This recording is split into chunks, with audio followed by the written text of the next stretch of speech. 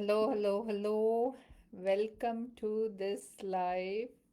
How is everybody doing?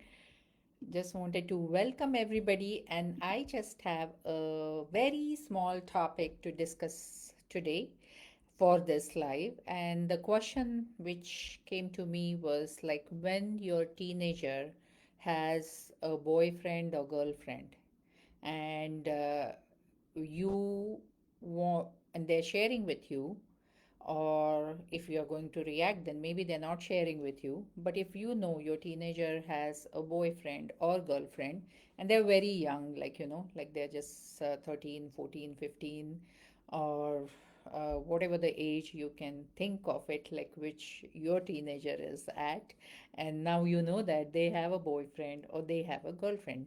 So in that case, what three things which you can communicate with them, which can make it easier on you also, and it can give some indirect guidance to them also.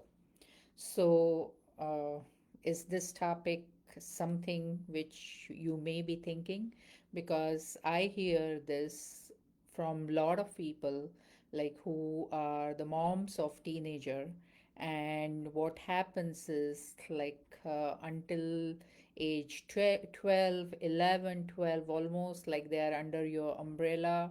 They're listening to you, they're loving you, they're saying yes, yes, yes to everything, whatever you are telling them. But as soon as their hormones are kicking in and they're turning as a teenager with whatever the facilities they have, whatever the lifestyle they have, and there is a sudden disconnect, especially with the parents.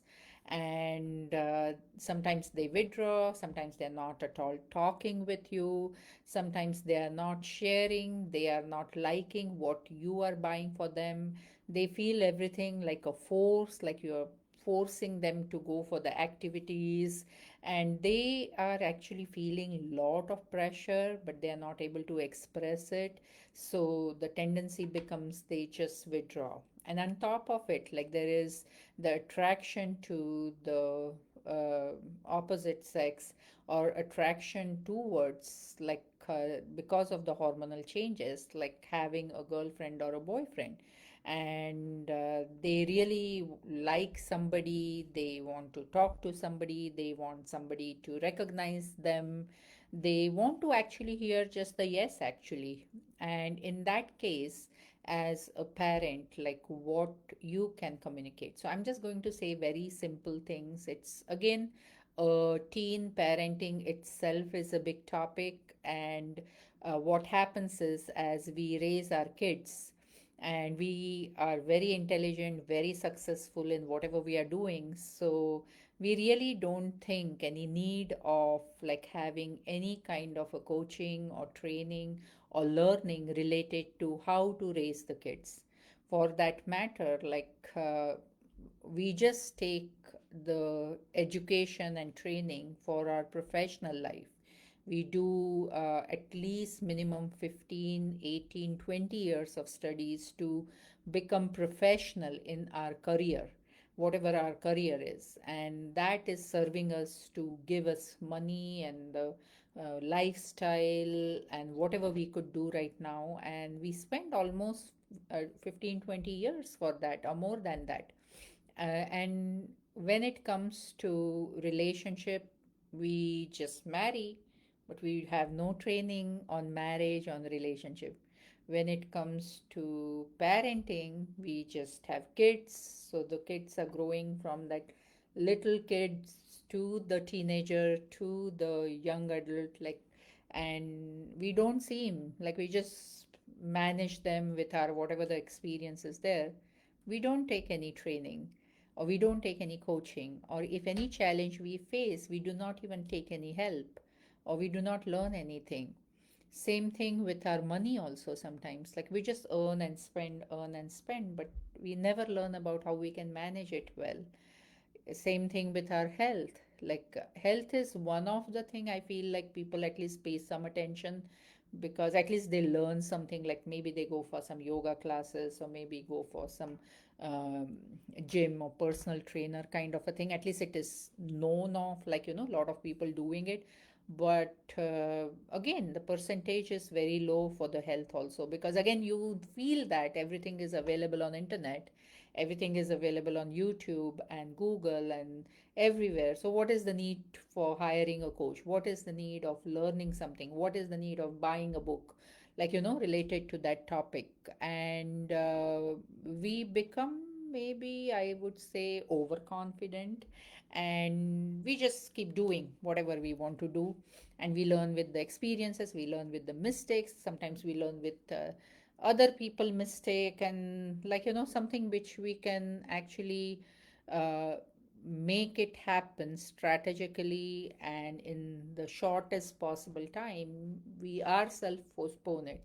Yesterday we were talking about sharpening the axe, like, for cutting the trees, so something on the same line. But going back to the teenage parenting, often, like, we feel lost. Already we are in the mid age, and for the women the hormones are kicked in and they are going through perimenopause.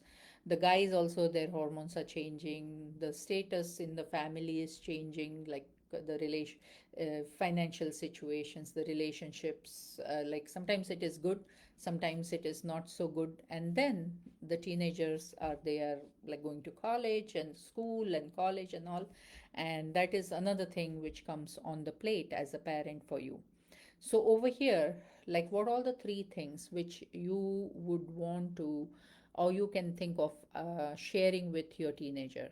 So first of all, if they have a boyfriend or girlfriend, like, they, you cannot object it. Like, they can have the boyfriend or girlfriend, whatever the way you have raised them. But like, suppose they have the boyfriend and girlfriend right now, maybe like they can have the boyfriend and girlfriend. But as soon as, because as soon as you'll say no, they cannot have, they're anyway going to have it, and they're not going to tell you. So do you want them to tell you? Do you want them to come to you even they commit some crime? Or do you want to push them away and they are so fearful that they cannot even approach you? So that's your choice. So with the boyfriend and girlfriend, one thing you can tell them about the rejection. Because if they like, suppose a boy, he likes a girl, doesn't mean that girl would like that boy. Or the same thing with the girl, if she likes the boy may not like her, like, back. So you can always say, like, you can like anybody, or like maybe they have a crush or whatever, they have not yet approached, but like they're always thinking about that person. So they should be ready for rejection, because many times if they have not faced the rejection during their school year, then somebody, like a person, rejecting them. Okay, I like you, but I like you as a friend and not as a girlfriend, boyfriend. Oh, I don't even like you. And then they cut them off and all that stuff. So this is a big rejection. And it can actually go to the level of suicidal also, because they break their heart first time. And it is very, very delicate age. And as a parent, as a teen parent, your responsibility is to protect them, to make them ready for the rejection. So that's what you can communicate clearly with them. The second thing you can communicate with them is, like, whosoever they're going to date, whosoever they're going to bring in their life, they just need to make sure, if whosoever is that person, just make sure, like, that person, you would like them to sit with your family and have food on one table. Like, suppose, means just sit with the family.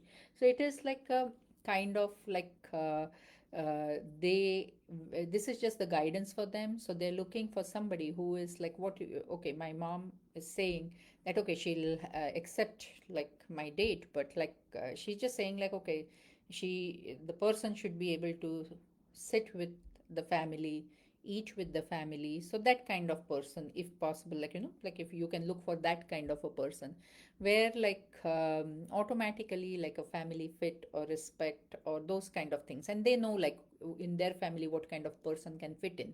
So that, look for that kind of a person. Okay, so that is second thing. And the third thing is like a very, very simple thing, is like you want to have the boundaries, like, you cannot cross the boundaries. So because what could happen is, like, if you are crossing the boundaries, then you can physical boundaries or emotional boundaries or behavioral boundaries, then you can hurt yourself and you can hurt the other person also. Okay. And the same thing with, like, when you're finding a family fit of a person who can fit in the family, there also, like, if you're not giving um, clear clarity on what is your family, because when if you're going to date it, she or he is going to come and sit with you. So if you're giving just the hazy picture of your family to that person, then it is not right. You're cheating that person, even it's a boy or girl. Like, you need to suppose your parent does not lie, they are vegetarian, and your date is non-vegetarian, and when there is a specific festival or something, like there is a ritual of not eating non-veg, okay, so the other person who is your date should respect it, and you should be uh, communicating it. You should not just have a kind of a vague kind of a picture in front of this other person saying, oh, everything is accepted, but because when they'll sit with your family, then they'll see something different. So you don't want to cheat the other person, you have to make it clear, like, like something, so you will understand, that they will understand actually who to choose. And about the boundaries is, like, because you don't want to hurt yourself and you don't want to hurt the other person, so your physical boundaries, emotional boundaries, behavioral boundaries are very, very important.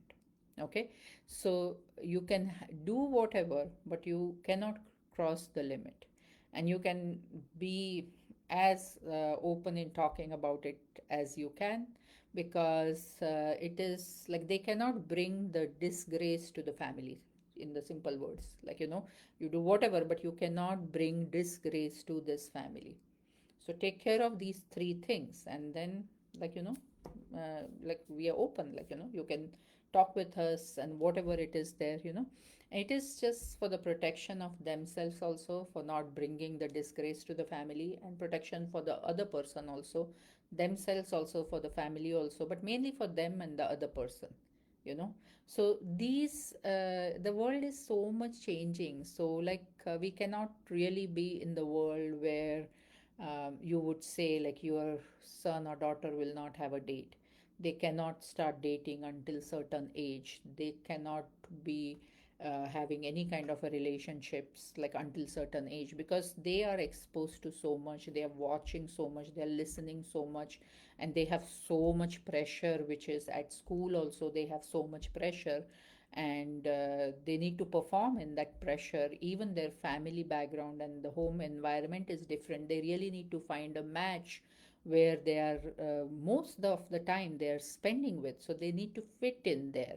And in this, like, this hormonal changes, and now having a date, having a boyfriend or girlfriend, like, this is something which becomes a very critical topic, because it can actually put your teenager in depression, in suicidal thoughts. They can get hurt. Their mental, physical health can get damaged, just because there was no clarity to begin with, and maybe they could just be scared of talking because of your unknown reaction for this particular topic. So it's better to have them come to you, be open with you, than, like, keeping everything in the dark and suddenly you hear someday some big thing. So think about it. And I would say, if you need any help, you want to talk, you can connect with me, and we can surely have the discovery call in any of this area, if you're looking for solving some kind of challenge which maybe you or your teenager is going through.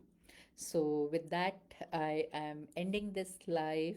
I hope I added some value to all of you. And the 75-day challenge is on, and you might be seeing some videos which we started posting recently, and I will post it on the Facebook also. And if you want to join me on this journey, you want to be a part of it, you can do it by yourself or you can do it with my guidance. So both the options are there before year end. Like you can actually maybe like lose 10-20 pounds or become more stronger. It's more about the consistency and the lifestyle change also. So just not focused on the weight, so understand that. And if you really want the shift and the change, then do join and jump in as soon as possible. See you then. Have a great day or great evening, rest of the evening, and bye bye.